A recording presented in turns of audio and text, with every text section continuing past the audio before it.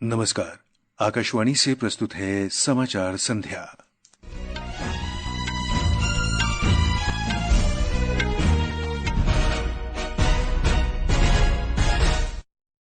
प्रधानमंत्री नरेंद्र मोदी 3 देशों Nigeria, Brazil और गुयाना की यात्रा के पहले चरण में आज देर रात अबुजा पहुंचेंगे। श्री मोदी ने कहा, इस यात्रा का उद्देश्य लोकतंत्र और बहुलवाद में साझा विश्वास पर आधारित रणनीतिक साझेदारी का निर्माण करना है। गृह मंत्रालय ने कहा, सुरक्षा बलों को मणिपुर में व्यवस्था और शांति बहाल करने के लिए आवश्यक कदम उठाने का निर्देश दिया गया है। लोगों से कानून और व्यवस्था बनाए रखने के लिए सुरक्षा बलों के साथ सहयोग करने का आग्रह किया। निर्वाचन आयोग ने आदर्श आचार संहिता उल्लंघन की शिकायतों पर भाजपा और कांग्रेस को नोटिस जारी किया। महाराष्ट्र और झारखंड में विधानसभा चुनाव के लिए प्रचार तेज। सूचना और प्रसारण मंत्री अश्विनी वैष्णव ने लोकतंत्र के संरक्षण में मीडिया की भूमिका पर बल दिया। और बिहार में महिला एशियाई चैंपियंस ट्रॉफी हॉकी प्रतियोगिता में भारत ने चीन को 3-0 से हराया।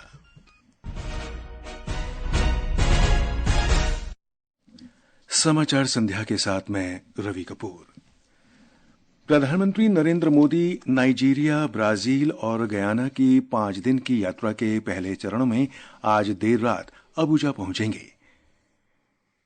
श्री मोदी अपने प्रस्थान वक्तव्य में कहा कि इस यात्रा का उद्देश्य लोकतंत्र और बहुलवाद में साझा विश्वास पर आधारित रणनीतिक साझेदारी का निर्माण करना है। एक रिपोर्ट।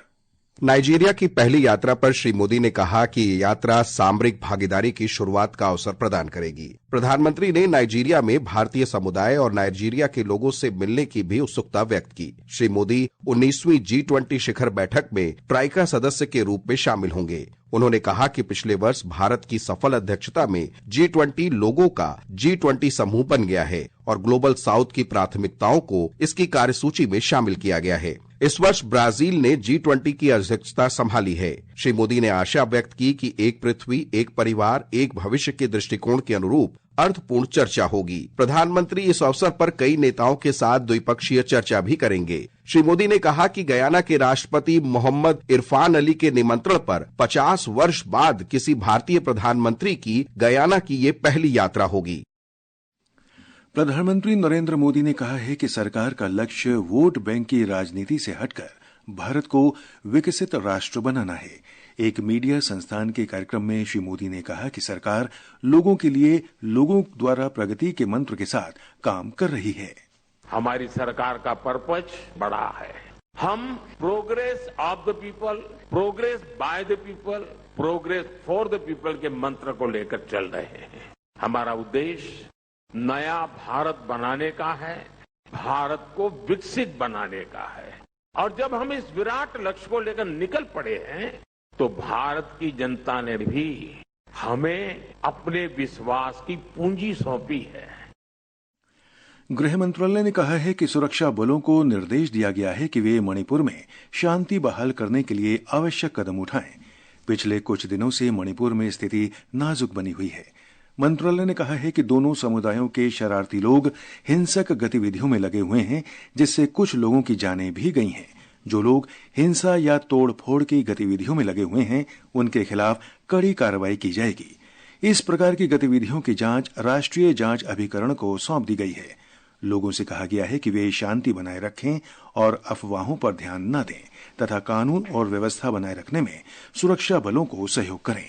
इस बीच राज्य के इम्फाल पश्चिम, इम्फाल पूर्व, थाउबाल, काकचिंग और विष्णुपुर सहित 5 घाटी जिलों में अनिश्चित काल के लिए पूर्ण कर्फ्यू लगा दिया गया है। 7 जिलों में 2 दिनों के लिए इंटरनेट सेवाएं भी स्थगित कर दी गई हैं।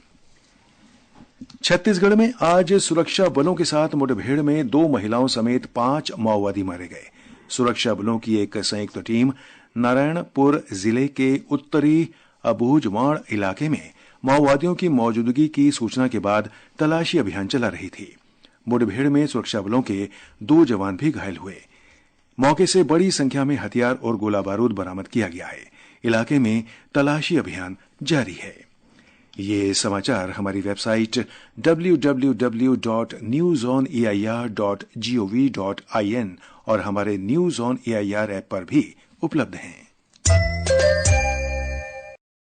समाचार संध्या में आपका फिर स्वागत है। निर्वाचन आयोग ने आदर्श आचार संहिता के उल्लंघन से संबंधित शिकायत पर भाजपा और कांग्रेस को नोटिस जारी किया है। महाराष्ट्र और झारखंड के विधानसभा चुनाव में दोनों दलों की एक दूसरे के खिलाफ शिकायत के बाद आयोग ने ये नोटिस जारी किए हैं। दोनों ही दलों ने एक दूसरे के स्टार प्रचारकों पर आरोप लगाया था कि वे प्रचार अभियान के दौरान आदर्श आचार संहिता का उल्लंघन कर रहे हैं। आयोग ने इस सिलसिले में भाजपा अध्यक्ष जगत प्रकाश नड्डा और कांग्रेस अध्यक्ष मल्लिकार्जुन खड़गे को नोटिस भेजे हैं। आयोग ने सोमवार दोपहर बाद 1 बजे तक नोटिस का जवाब देने को कहा है। महाराष्ट्र और झारखंड विधानसभा चुनाव के लिए प्रचार जोर पकड़ रहा है। झारखंड में भाजपा के नेता और केंद्रीय मंत्री अमित शाह ने आरोप लगाया है कि हेमंत सोरेन सरकार आदिवासियों को वोट बैंक के तौर पर इस्तेमाल कर रही है। दुमका, देवघर और गिरिडीह में श्री शाह ने कहा कि यूपीए सरकार में राज्य के आदिवासियों के कल्याण के लिए धनराशि का आवंटन नहीं किया गया है। कांग्रेस जेएमएम ने दिल्ली से 4 से 14 में 84,000 करोड़ भेजा। मोदी जी ने 14 से 24 में 3,90,000 करोड़ रुपया भेजने का काम। ये झारखंड सरकार ये पैसा जो मोदी जी ने भेजा है वो खा गए। कांग्रेस अध्यक्ष मल्लिकार्जुन खड़गे ने जामताड़ा और खिजरी में आरोप लगाया है कि भाजपा झारखंड के साथ सौतेला व्यवहार कर रही है। जो पैसा 1,36,000 करोड़ कोयले का टैक्स झारखंड को मिलना चाहिए, वो पैसा नहीं दे रहे। ये झारखंड के पैसे हैं, यहाँ गरीबों के पैसे हैं, मेहनतकश लोगों के पैसे हैं, और जो ये प्रकृति है, जो खनन निकलता है, उसके पैसे हैं। झारखंड मुक्ति मोर्चा के नेता और मुख्यमंत्री हेमंत सोरेन ने भी भाजपा पर आरोप लगाया है कि वो उनकी सरकार को गिराने की कोशिश कर रही है। 1 साल से यहाँ कई मंत्री यहाँ पर चक्कर लगा रहे। हमारे सरकार बनने के दूसरे घंटे से ही सरकार गिराने में लगे ये लोग। आज जब राजनीतिक लड़ाई ये नहीं सक पाते हैं तो ईडी, सीबीआई, इनकम टैक्स, जितने भी संवैधानिक संस्था है, सभी को चुनाव में सक्रिय कर रखा है। उधर महाराष्ट्र में सभी पार्टियां मुख्यमंत्री माझी लाड़की बहन योजना, आरक्षण नीति, किसानों और बेरोजगारी जैसे मुद्दों पर जोर दे रही हैं। निर्वाचन क्षेत्र प्रोफाइल की श्रृंखला में आज बात महाराष्ट्र के सोलापुर जिले के पंढरपुर विधानसभा निर्वाचन क्षेत्र की।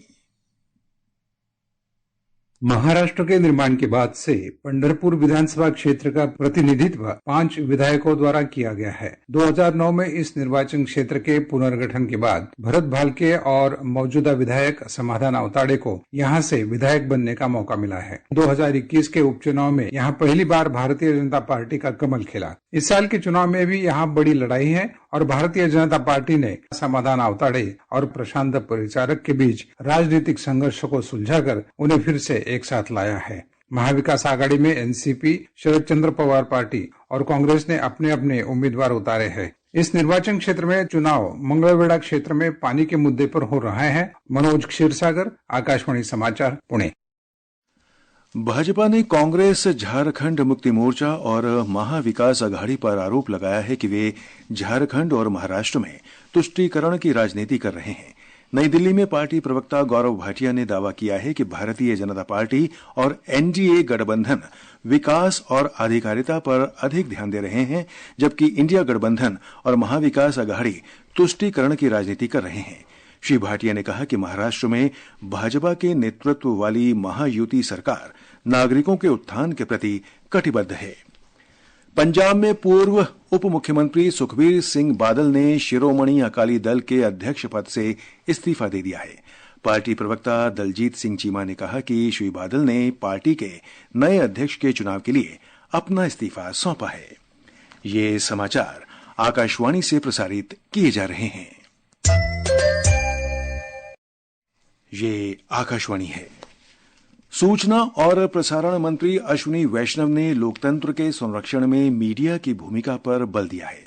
श्री वैष्णव ने फर्जी खबरों से निपटने और लोकतंत्र की रक्षा के लिए डिजिटल मीडिया की जवाबदेही का आह्वान किया है।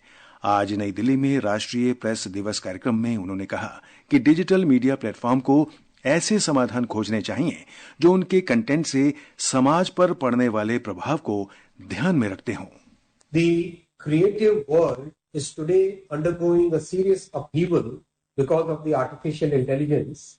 The content produced by creators, by musicians, by filmmakers, by writers, all that content gets digested by the AI models. What happens to the IP rights of the people who have created that content? What are the consequences for those original creators? Are they being compensated for their work? Are they being acknowledged for their work? सूचना और प्रसारण राज्य मंत्री L Murugan ने कहा कि fake news आज एक बड़ी चिंता का विषय है। The government of India have established a fact check unit under the Press Information Bureau. The fact check unit is doing fantastic work and they are checking the authentication of the news and authentication of the articles and they are publishing fact before the nation. Ayushman वय वंदना card के शुरू होने के 3 सप्ताह के अंदर 10 लाख से अधिक वरिष्ठ नागरिकों ने इसके लिए नामांकन कराया है। स्वास्थ्य मंत्रालय ने बताया है कि इनमें से लगभग 4 लाख नामांकन महिलाओं द्वारा किए गए हैं।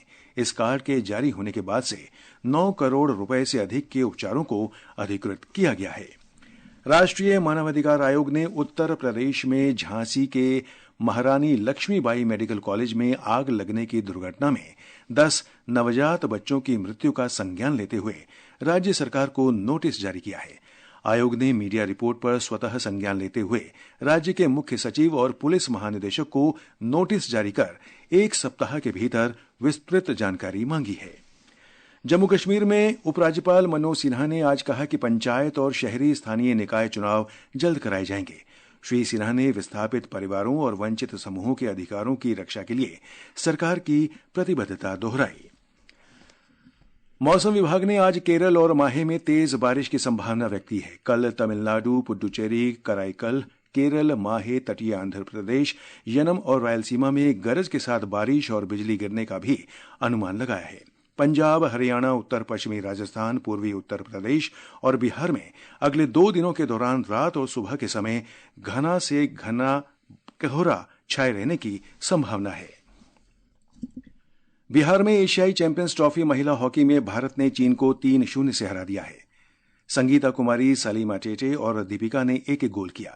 इस जीत से भारत 12 अंक के साथ अंक तालिका में पहले स्थान पर पहुंच गया है। भारत और चीन दोनों ने पहले ही सेमीफाइनल में जगह बना ली है। अपने अंतिम लीग मैच में कल भारत का सामना जापान से होगा। इससे पहले आज कोरिया ने थाईलैंड को 4-0 और जापान ने मलेशिया को 2-1 से हराया। अंत में मुख्य समाचार एक बार फिर। प्रधानमंत्री नरेंद्र मोदी 3 देशों नाइजीरिया, ब्राजील और गुआना की यात्रा के पहले चरण में आज देर रात अबुजा पहुंचेंगे। श्री मोदी ने कहा, इस यात्रा का उद्देश्य लोकतंत्र और बहुलवाद में साझा विश्वास पर आधारित रणनीतिक साझेदारी का निर्माण करना है। गृह मंत्रालय ने कहा, सुरक्षा बलों को मणिपुर में व्यवस्था और शांति बहाल करने के लिए आवश्यक कदम उठाने का निर्देश दिया गया है। लोगों से कानून और व्यवस्था बनाए रखने के लिए सुरक्षा बलों के साथ सहयोग करने का आग्रह किया। निर्वाचन आयोग ने आदर्श आचार संहिता उल्लंघन की शिकायतों पर भाजपा और कांग्रेस को नोटिस जारी किया। महाराष्ट्र और झारखंड में विधानसभा चुनाव के लिए प्रचार तेज। सूचना और प्रसारण मंत्री अश्विनी वैष्णव ने लोकतंत्र के संरक्षण में मीडिया की भूमिका पर बल दिया। और बिहार में महिला एशियाई चैंपियंस ट्रॉफी हॉकी प्रतियोगिता में भारत ने चीन को 3-0 से हराया। इसके साथ ही समाचार संध्या का ये अंक समाप्त हुआ। नमस्कार।